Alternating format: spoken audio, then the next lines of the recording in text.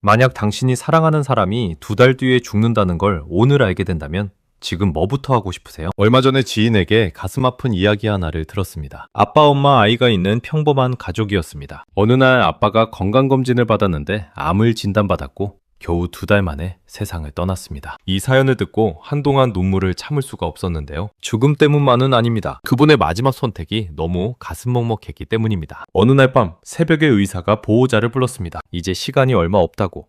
그러면서 마지막 인사를 위해 아이도 깨워야 했습니다. 그때 아빠가 말했습니다. 내가 조금만 더 버텨볼게. 애 깨우지 말고 자게 둬. 숨 쉬는 것 자체가 고통인 상태에서 그분이 내린 결정이 제가 느끼기엔 조금 더 버티겠다가 아니라 마지막까지도 고통스러운 자신보다는 아이에 대한 마음으로 가득했던 것 같아 더 가슴이 아팠습니다. 그리고 진짜로 아빠는 버텼습니다. 아침이 됐고 아이는 평소처럼 일어나서 아빠에게 인사를 했어요. 아빠도 인사했습니다. 그리고 아빠는 눈을 감았습니다. 아빠가 고통을 참고 마지막으로 표현한 아이에 대한 아침 햇살 같은 무한한 사랑이 아마 아이 마음에도 깊이 새겨졌을 것입니다. 나라면 그럴 수 있었을까? 솔직히 자신이 없습니다. 사실 우리가 누군가를 사랑한다고 말은 쉽게 합니다. 근데 그 사랑이 진짜인지 아닌지는 이런 순간에 드러나는 것 같습니다. 고통 속에서도 아이 생각을 먼저 했던 이 아빠처럼이요. 이건 감동, 슬픔을 느끼는 데서 그치는 이야기가 아닙니다. 나의 이야기일 수도 있다는 사실을 대부분 느끼지 못한다는 것을 고민해봐야 합니다. 죽음이 늘 남의 일처럼 느껴지는 건 사실 자연스러운 겁니다. 인간이 죽음을 너무 자주 의식하면 불안해서 일상을 살 수가 없겠죠. 그러니 뇌가 자동으로 죽음이라는 공포는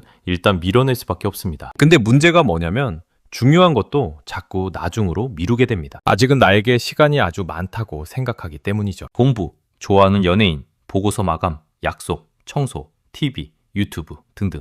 우리가 살아가면서 정말 일주일 뒤도 생각하기 어려울 정도로 바쁜 날들이 많습니다. 그러나 어느 날 갑자기 더 이상 미룰 수 없는 순간이 오게 됩니다. 하지만 대부분 그 순간이 언제인지 아무도 모르기 때문에 그게 막연하게 먼 미래라고 생각하는 거죠. 지금 소중한데도 불구하고 연락 자주 안 하고 있는 사람이 있습니까? 마음 상해서 몇 달째 말 안 하는 사람, 바빠서 계속 미루고 있는 사람, 언젠간 보겠지 하는 사람, 그리고 가족. 그 사람이 1년, 5년 뒤에도 지금처럼 그 자리에 있을 거라는 보장이 있을까요?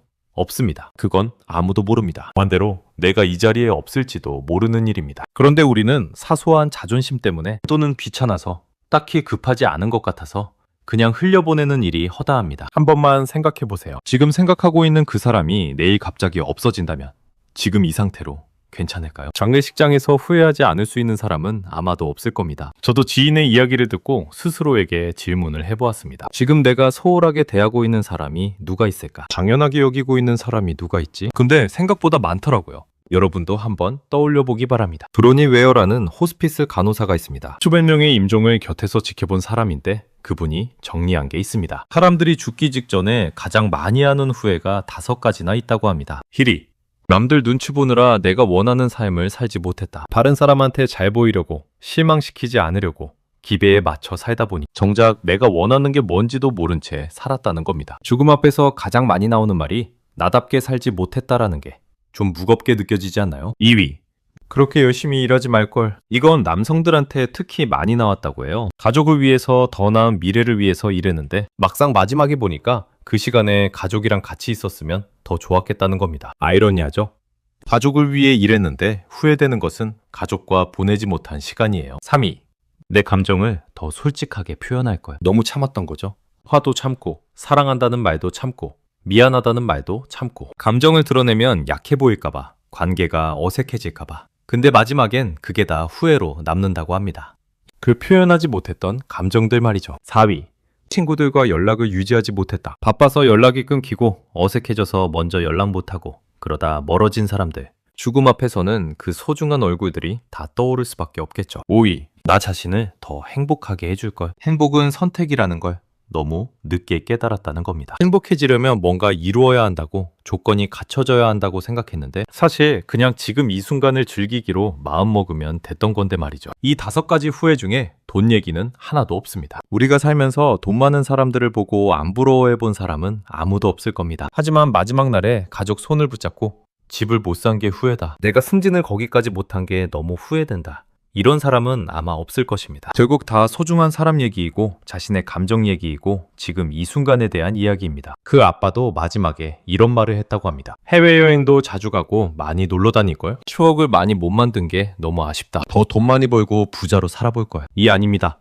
아이에게 아빠에 대한 추억을 더 많이 만들어주지 못한 것이 후회가 되었던 거죠. 요즘 일본에서는 이상한 유행이 있다고 합니다. 사람들이 일부러 관 속에 들어갑니다. 살아있는 채로요. 지바현 장례식장에서 시작됐는데 지금은 도쿄에 아예 전용 공간도 생겼을 정도로 관심이 많습니다. 처음 들었을 때 일부러 그 무서운 곳에 왜 들어가나 하고 좀 섬뜩했는데 나중에 이유를 들으니까 왜 유행인지 알 것 같았습니다. 죽고 싶어서가 아닙니다. 더 잘 살고 싶어서였던 거죠. 이 관을 디자인한 분이 이런 말을 했습니다. 되돌릴 수 없는 죽음을 선택하기 전에 되돌릴 수 있는 죽음을 먼저 경험해 보길 바랍니다. 이 말이 특히 마음에 걸렸던 게 우리나라도 그렇지만 지금 일본에서 청년 자살률이 굉장히 높습니다. 그 맥락에서 나온 말입니다. 진짜 죽음을 선택하기 전에 관 속에서 한번 먼저 죽음을 경험해 보라는 겁니다. 그러면 달라진다고 말이죠. 실제로 체험한 사람들이 거의 다 비슷한 말을 했다고 합니다. 관뚜껑이 닫히는 순간 머릿속이 조용해졌어요. 살아있다는 게 실감났어요. 나오고 나서 바깥 공기가 그렇게 좋을 수가 없었어요. 걱정하던 것들이 갑자기 별것 아닌 것처럼 느껴졌어요. 관 속에 혼자 누워서 어둠 속에 있으면 평소엔 절대 안 하던 생각들이 올라온답니다. 내가 지금 뭘 위해 살고 있나?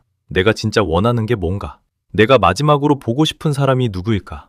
그 짧은 20, 30분 동안 몇 년치 성찰을 압축해서 해볼 수 있는 경험을 할 수 있습니다. 의외로 죽음을 직면하면 삶이 더 선명해집니다. 오히려 외면하면 흐릿해지고요. 스토아 철학에 메멘토 모리라는 말이 있습니다. 너는 반드시 죽는다는 걸 기억하라 는 뜻입니다.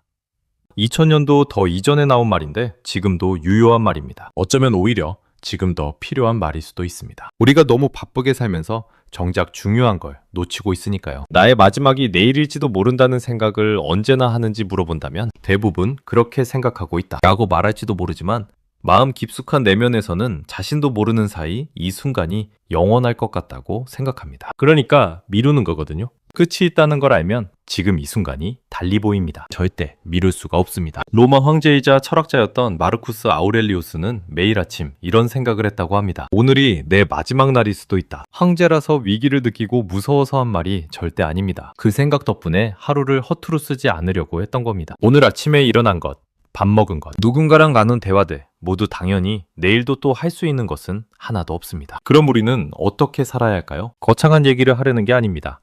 딱 3가지만 얘기하겠습니다. 첫 번째, 미루지 마세요. 가고 싶은 곳 있으면 지금 날짜 잡아요. 보고 싶은 사람 있으면 지금 연락하세요. 완벽한 타이밍 기다리다가 타이밍 자체가 없어지는 경우가 너무 많습니다. 두 번째, 갈등에 시간 낭비하지 마세요. 지금 누군가와 사이가 안 좋다면 한번 생각해 보기 바랍니다. 이 감정이 10년 뒤에도 과연 중요할까요? 그 사람이 내일 없어져도 지금 이 상태로 괜찮을까요? 대부분의 갈등은 나중에 돌아보면 별거 아닙니다. 근데 그걸 깨닫는 시점이 너무 늦을 때가 많습니다. 의외로 가족끼리도 갈등이 많죠? 가족이라서 그런지 정작 멀리서 보면 별거 아닌 걸로 투닥거리고 심지어 뒤돌아서기도 합니다. 부부 사이는 더욱더 별거 아닌 치약 짜는 방식, 양말 뒤집어 놓는 거, 이런 정말 사소한 습관만으로도 갈등이 생깁니다. 물론 배우자가 용서하기 어려울 만큼의 큰 잘못을 하는 경우도 있습니다. 이런 경우를 제외하고는 갈등하고 미워할 시간에 좀 더 사랑하는 게 우리 인생의 100배, 1000배 더 좋습니다. 남은 시간이 너무 아깝잖아요.